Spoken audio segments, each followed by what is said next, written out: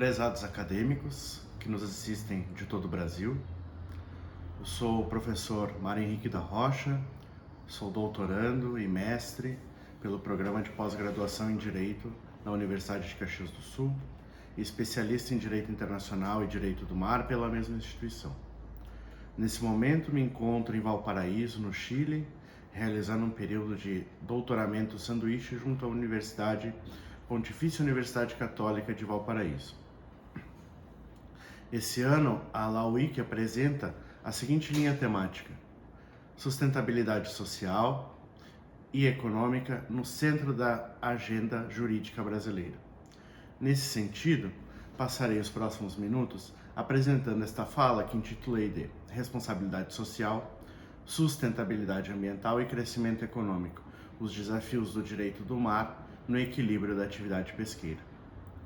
Esta é uma temática que gera certa inquietação e às vezes até dúvida, pois os acadêmicos, muitas vezes, e até os profissionais de direito, desconhecem as relações geradas no âmbito do direito do mar. E é sobre isso que eu quero falar hoje. Se em terra as atividades econômicas tradicionais, as empresas elas têm o dever de buscar a sustentabilidade ambiental com responsabilidade social e ao mesmo tempo não deixar de lado o crescimento econômico, o lucro, nos mares e oceanos essa relação não é diferente. No direito tradicional nós temos uma série de regulamentações trazidas pela Constituição, pelo Código Civil, por leis e outros documentos jurídicos. No direito internacional, no direito do mar, isso não é diferente. O direito internacional do mar, assim como todas as outras temáticas inseridas no direito internacional, foi durante muitos séculos dotado de um caráter costumeiro. Esse cenário é alterado apenas no século XX, com a efetivação de diversos tratados, convenções e acordos internacionais, sendo o principal deles a Convenção das Nações Unidas sobre o Direito do Mar, de 1982, que pode ser considerada assim como uma Constituição dos Mares. Essa convenção surge para regulamentar diversos pontos relativos aos mares e oceanos, que também são questões presentes no nosso cotidiano, com temas como delimitação dos espaços marítimos, instalação de cabos e dutos submarinos inseridos dentro do contexto global de comunicações, telecomunicações e internet, na regulamentação da pesca, a navegação, a prevenção da poluição dos mares e oceanos e diversas outras formas de regulamentação. A Convenção de 1982 também regula a temática da pesca e é complementada pelo Acordo de Pesca de 1995, que foi criado dentro do âmbito da Convenção de 82 e destina-se à gestão e à conservação sustentável daqueles estoques de peixe altamente migratórios. E aí, para se alcançar um nível de equilíbrio no tripé social, ambiental e econômico da indústria pesqueira, é necessário tratar, em um primeiro momento, da regulamentação dessa atividade econômica. Questiona-se, portanto, o porquê regulamentar ou regular a temática da pesca. A resposta a esse questionamento é relativamente simples, mas carrega consigo diversos fatores que podem tornar a regulação uma necessidade para a sociedade do século XXI. As questões relativas à pesca nos oceanos estão cercadas de diversas problemáticas, não apenas no campo prático, na atividade pesqueira, mas são problemas que envolvem a economia, a sociedade, a sustentabilidade e também a política. Antes disso, alguns dados devem ser considerados. Vejamos, a proteína de peixe hoje é uma das mais consumidas no mundo. A pessoa nível médio consome mais ou menos 21,5 kg ao ano. Isso representa um aumento de 127% quando comparamos com os mesmos dados de 1961, quando a proteína de peixe era muito menos acessível e muito menos consumida. Esse dado também não deve ser considerado de forma isolada. Nós precisamos recordar que a população mundial naquela época estava em 3 bilhões de pessoas e hoje nós já ultrapassamos os 8 bilhões de pessoas. Logo, o aumento na quantidade de proteína consumida não aumentou em 127%, aumentou em 5 vezes, pois a população aumentou muito mais do que existia em 1961, né, de 3 para 8 bilhões. E aí qual é o problema disso? A resposta é simples. A capacidade reprodutiva dos estoques pesqueiros, né, das populações de peixe, não aumenta a ponto de garantir o consumo dessas populações. E aí ocorre a problemática que a gente chama de sobrepesca, né? Os estoques pesqueiros eles são capturados de uma forma excessiva, além das capacidades de suas reproduções, o que gera uma diminuição no longo prazo desses estoques. Então, diante desse raciocínio, nós extraímos a problemática da sobrepesca. Então, conceituando de forma científica, a sobrepesca pode-se dizer que é a prática pesqueira acima das capacidades máximas permitidas para que os estoques pesqueiros mantenham-se em níveis adequados ao longo do tempo, fazendo assim com que as espécies capturadas tendam a diminuir de tamanho populacional. Vale lembrar, né, que essa atividade ela ocorre de maneira legal, ou seja, não é nenhuma hipótese de atividade ilícita, embora seja uma atividade nada ética. Além disso, nós podemos verificar que a indústria pesqueira ela é desequilibrada com a incidência dos subsídios de pesca. O que são esses subsídios?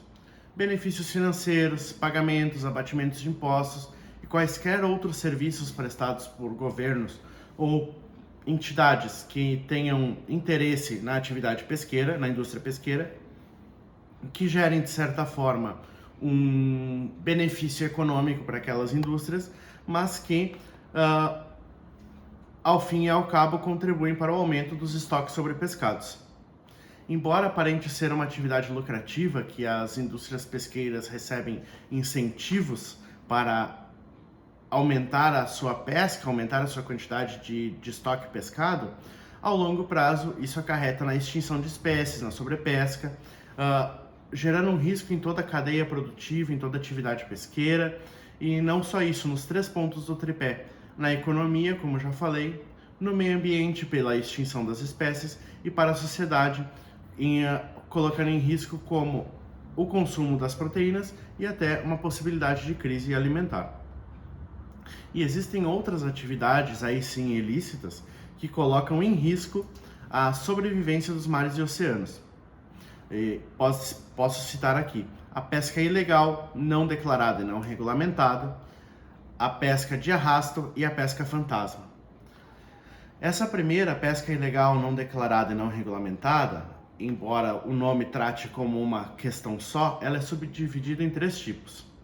Então, a pesca ilegal é aquela realizada dentro da jurisdição de um estado, mas sem a autorização desse estado, por uma embarcação que não esteja de acordo com as normas daquele estado ou que porventura o estado resolveu proibir que aquela embarcação realize atividade pesqueira ali. Então essa é a pesca ilegal. A pesca não declarada, como o próprio nome já diz, é aquela pesca que a quantidade de peixe não foi declarado na sua totalidade ou não foi corretamente declarado. Então, um navio pesqueiro pescou, vamos supor, 10 toneladas de peixe e declarou 2 toneladas. Essa é a pesca, essa diferença, né, essas 8 toneladas, é a pesca não declarada. Essa pesca não declarada ela é um perigo porque ela gera incerteza nos números. As autoridades marítimas dos estados, elas têm o controle da quantidade de tudo aquilo que foi pescado para se evitar a sobrepesca. Se uma pesca é não declarada, a atividade pesqueira é maximizada e a autoridade é induzida a erro, acreditando que a quantidade de peixe foi pescada é um valor muito menor do que aquilo que deveria ter sido informado. E por fim, a pesca não regulamentada ela é um pouco mais complexa, embora ela seja menos usual. Ela é uma atividade pesqueira realizada em áreas onde ainda não há uma regulamentação específica para embarcações, mas as embarcações que ali atuam acabam por violar normas internacionalmente concebidas, como as já faladas Constituição de 82 e o Acordo de Pesca de 95. Nós temos também a ocorrência da pesca de arrasto, que consiste, é bastante atual ainda nos dias de hoje, e consiste em lançar uma rede ao mar que vai capturar tudo aquilo que encontra. Qual que é o problema dessa pesca de arrasto? ela vai gerar danos ao meio ambiente, arrastando o leito do solo, destruindo corais, destruindo animais sedentários, capturando outros animais sem valor comercial, tartarugas, golfinhos por vezes.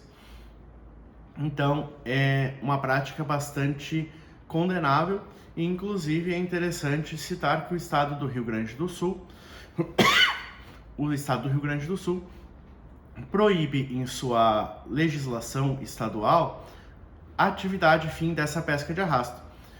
E há em tramitação no Congresso Nacional projeto similar para proibir a pesca de arrasto em todo o território nacional. Por fim, apresenta-se, dentro dessas problemáticas tradicionais, a pesca fantasma. A pesca fantasma, ela vem um pouquinho da pesca de arrasto e de outros problemas dos mares e oceanos, e ela é o seguinte: equipamentos são abandonados, redes de pesca, caem de navios, são abandonados depois da pesca de arrasto, e ficam vagando pelo oceano, capturando tudo aquilo que encontram. Então, tartarugas, né, são notícias bastante usuais. Tartaruga encontrada enrolada em rede de pesca. Isso ocorre muito. E essa é a denominada pesca fantasma. E ainda, nos mares e oceanos, existe uma problemática bônus, que são as mudanças climáticas, onde os efeitos das mudanças climáticas têm alterado o clima dos mares e oceanos, que vai muito além da elevação dos mares, passando pela modificação no pH da água, diminuição da capacidade reprodutiva dos peixes e de outros animais que ali estão, e diminuição também no tamanho das espécies. Então imagina que com as mudanças climáticas, além de toda a problemática da pesca, que já é usual, os peixes estão se reproduzindo menos e estão diminuindo de tamanho. Diante dessas diversas problemáticas apresentadas, é possível concluir que a humanidade ela está tomando um caminho bastante perigoso, né?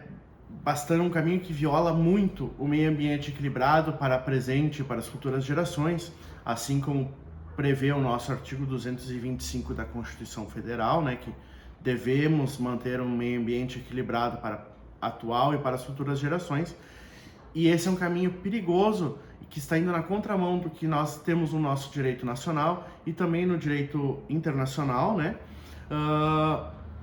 Contribuindo então para uma crise, não só uma crise econômica, mas uma crise alimentar na cadeia global, colocando em risco a sociedade, colocando em risco o meio ambiente, colocando em risco a economia. Dessa forma, a gente precisa pensar em meios de garantir a pesca sustentável, garantir a utilização de uma proteína de peixe acessível a toda a sociedade, sem prejudicar o meio ambiente e da mesma forma que garanta o lucro econômico daquelas indústrias pesqueiras para que continuem operando e garantindo então o equilíbrio dessa atividade. Isso eu não falo apenas em grandes indústrias pesqueiras, mas a gente precisa lembrar aqui dos pequenos pescadores, dos pescadores artesanais e das comunidades ribeirinhas tradicionais, muito usuais no nosso país e que têm a sua subsistência quase que integralmente da pesca, da atividade pesqueira. Então a gente fala aí de milhares de famílias que subsistem hoje da pesca.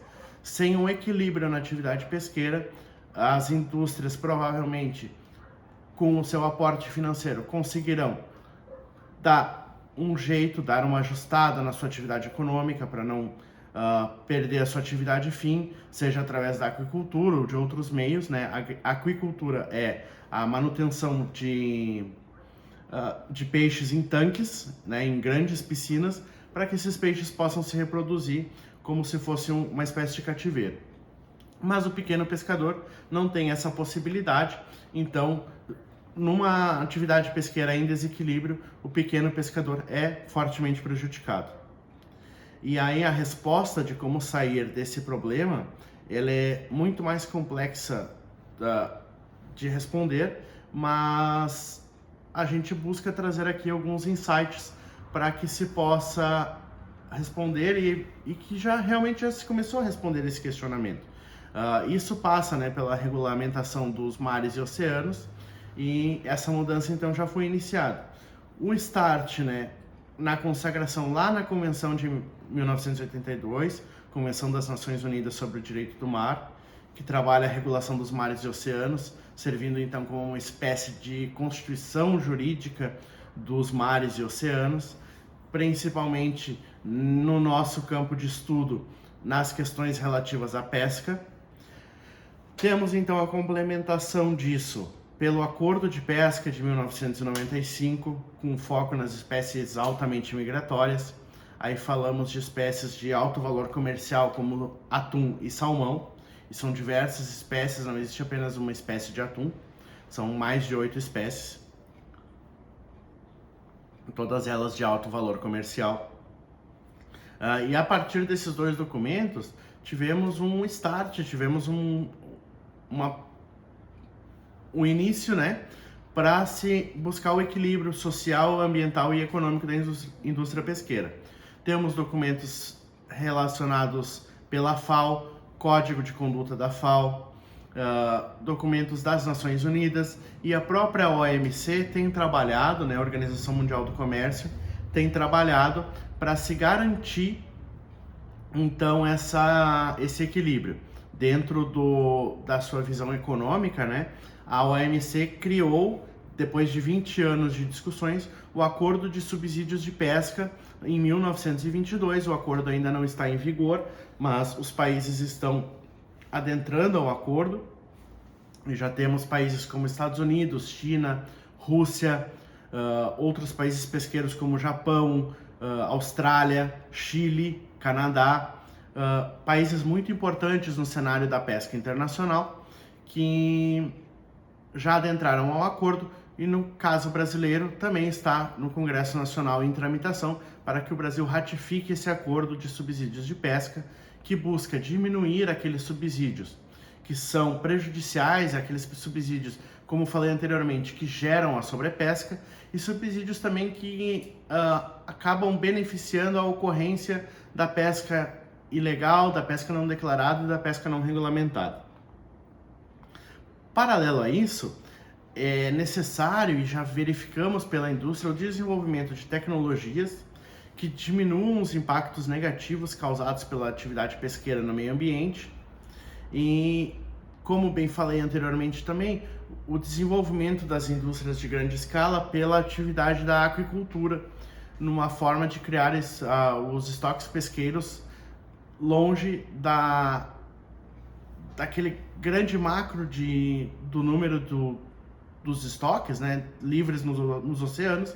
Eles são criados então em piscinas, em cativeiros, para que essas espécies se reproduzam sem entrar na conta dos estoques pesqueiros como um todo. Então, em tese, ao menos, não se geraria sobrepesca nessas espécies. Eles se reproduzem num cativeiro.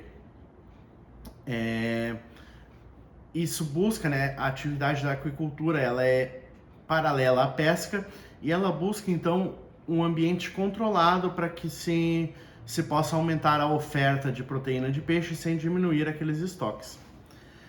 De qualquer sorte, fica o alerta para que essa mudança seja realmente efetiva, e ela só será efetiva quando toda a sociedade internacional tiver a consciência e o costume para adotar as melhores práticas, as práticas já existentes, as práticas mais limpas, e desenvolver novas práticas que busquem esse equilíbrio, evitando o desperdício de proteína, adotando práticas sustentáveis e adquirindo produtos certificados internacionalmente, para que então a gente chegue, né, à possibilidade de falar na regulamentação da indústria de pesca, falando em meio ambiente, falando em responsabilidade social, sem perder o caráter lucrativo das empresas. Como bem sabemos, quando se estabelece uma empresa, o objetivo fim é o lucro, mas nós precisamos manter equilíbrio social, ambiental e econômico.